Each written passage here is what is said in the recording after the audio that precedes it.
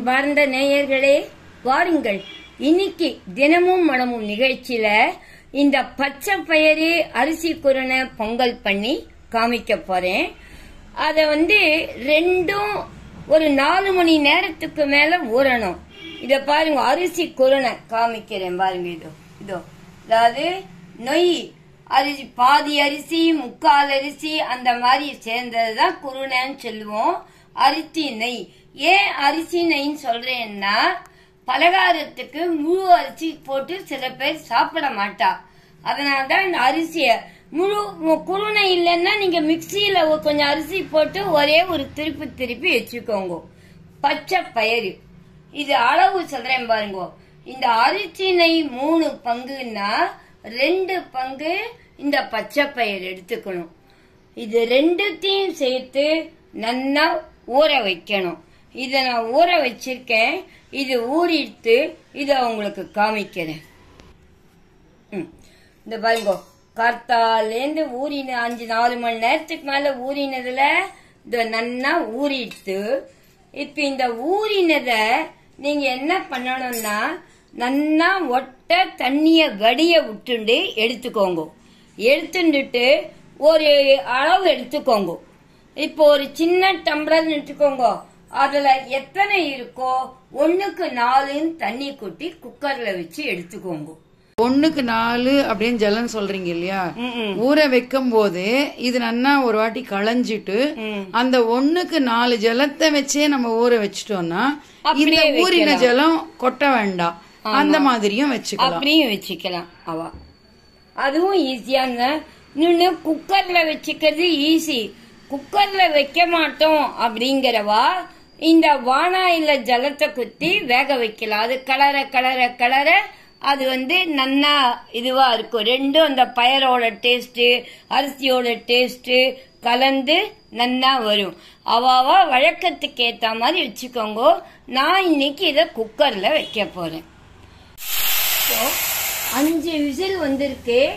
நான் 5 விசில் வந்ததும் ஆஃப் பண்ணிடுறேன். இது முக்கியம். நீங்க இன்னொன்னு கவனிக்கணும்.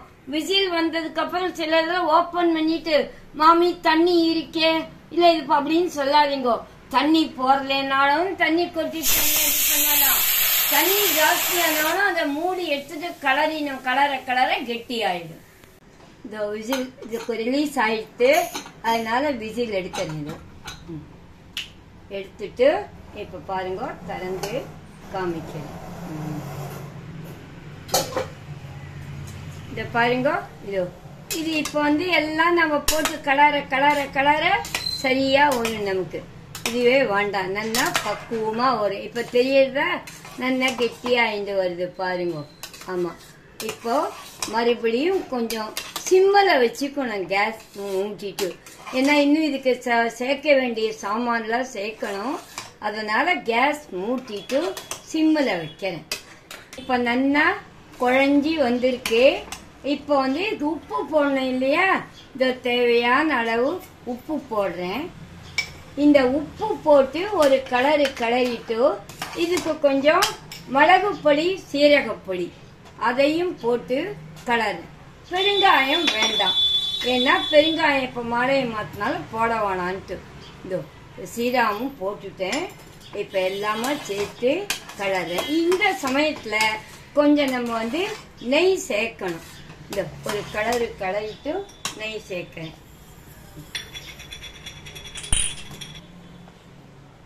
இப்போ நெய் ஒரு குட்டி ஸ்பூன் தான். இதுல ஒரு 5-6 ஸ்பூன் நெய் குத்துறேன் இப்போ.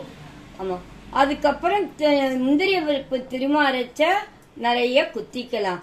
எப்பவுமே பொங்கலுக்கெல்லாம் நெய் தான் நல்லா மணக்க இருக்கும் பாருங்க. இது இப்ப கலர எல்லாம் ஒத்து இது பண்ணின்னு வரணும். இது சொல்லும் போது நான் உங்களுக்கு ஒரு இது சொல்லணும். முன்ன நான் திருக்கண்ணபுரம் பிரசாதம், அரவண பிரசாதம் பண்ணி காமிச்சிருக்கேன். அதுலயும் இந்த அரிசி நெய் இதுதான். ஆனா அது எம்பெருமான் கண்டரள பண்ணுவது. இந்த மாதிரி இந்த மிளகு பொடியோ சீரகப்பொடியோ எதுவுமே கிடையாது. ஒரு நெய் அரிசி பருப்பு தான் அது. அந்த பெருமாளுக்கு அதை பத்தி நான் விசேஷமா சொல்லியிருக்கேன். அது என்ன ருசியோ அவ்வளவு ருசி அது. அது பெருமாளுக்கு கண்டருள பண்ணது. இந்த பொங்கல் வந்து இப்படி பண்ணி நம்ம ஆஸ் யூஷுவல் பண்ணிக்கிறபடி மிளகு சீரகம் இந்த நெய் இதெல்லாத்தையும் போட்டுட்டு பண்ணிக்கலான்ட்டு இத நான் பண்ணி காமிச்சுருக்கேன். இப்போ நல்லா கெட்டிமா ஆயிடுச்சு பாருங்க. ஆமா, இப்ப இத வந்து என்ன பண்ணலாம், இதுக்கு முந்திரி பருப்பு கொஞ்சம் வாசனைக்கு மிளகு சீரகம் முந்திரி பருப்பு நெய்ல வந்து திருமாறி இதுக்கு சேர்த்துட்டோம்னா பொங்கல் நல்லா ரெடியா ஆயிடும். இதுல முந்திரி பருப்பு மிளகு சீரகம் நல்லா திருமாறி சேர்த்திருக்கேன். ஏன்னா அப்பதான் இந்த மிளகு சீரகம் வாசனை முந்திரி வாசனை எல்லாம் பொங்கலுக்கு நல்லா இருக்கும். இந்த பொங்கலும் போது நான் உங்களுக்கு ஒண்ணு சொல்லணும்ட்டு எப்பப்ப எனக்கு தோன்றதோ அதெல்லாம் உங்களுக்கு சொல்றேன். நானு எது பண்ணாலும் எம்பெருமானுக்கு கண்டருள பண்ணணும்னு சொன்னேன் இல்லையா. இது பத்தி ஒரு சுவையான செய்தி. ஒரு 15-20 வருஷத்துக்கு முன்னாடி நான் ஒரு மேகசைன்ல படிச்சேன். ஒரு சயின்டிஸ்ட் அவர் என்ன பண்ணிருக்கார், கோவில்ல நம்ம பிரசாதம் கொடுக்கறா இல்லையா, அதை ஆராயணும்ட்டு ஒரு வாட்டி போயிருக்கார். போயிட்டு இந்த பிரசாதம் பெருமாளுக்கு பண்றதுக்கு முன்னாடி அதுல வந்து ஊட்டச்சத்து எவ்வளவு இருக்கு, எனர்ஜி லெவல் பார்த்திருக்கார். பெருமாளுக்கு அம்சம் பண்ணதுக்கு அப்புறம் அவர் கண்டருள பண்ண பிறகு எனர்ஜி லெவல் செக் பண்ணா பல மடங்கு அதுல ஊட்டச்சத்து இருக்கு.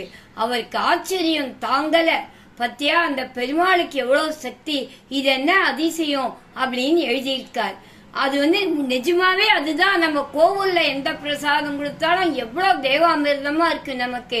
அந்த பகவானுடைய சக்தி பூரா அதுல இருக்கு. இத ரொம்ப நாளா உங்களுக்கு சொல்லணும்னு நினைச்சிட்டு இருந்தேன். இன்னைக்கு வந்து சந்தர்ப்பம் இருந்தது, சொல்லிட்டேன் உங்களுக்கு. இப்ப இந்த பொங்கல் பாக்கிறதுக்கு எவ்வளவு இதுவா இருக்கு பாத்தீங்களா. இப்போ சுவையான பச்சை பயிறு அரிசி குருண பொங்கல் ரெடி. இந்த பொங்கலுக்கு தொட்டுக்க என்னன்றீங்களா, தொகையல் தொட்டுக்கலாம், கொச்சு தொட்டுக்கலாம், ரொம்ப நல்லா இருக்கும். இல்ல நீங்க வெறுமையே சாப்பிட்டா கூட இந்த மிளகு சீரெல்லாம் போட்டதுல ரொம்ப டேஸ்டா இருக்கும். நீங்க கண்டிப்பா இந்த பொங்கலை பண்ணி பார்த்துட்டு எனக்கு ஃபீட்பேக் கொடுக்கணும். அதுதான் எனக்கு ஒரு சந்தோஷம். மீண்டும் அடுத்த நிகழ்ச்சியில் உங்களை சந்திக்கும் வரை உங்கள் கனகா பாட்டி.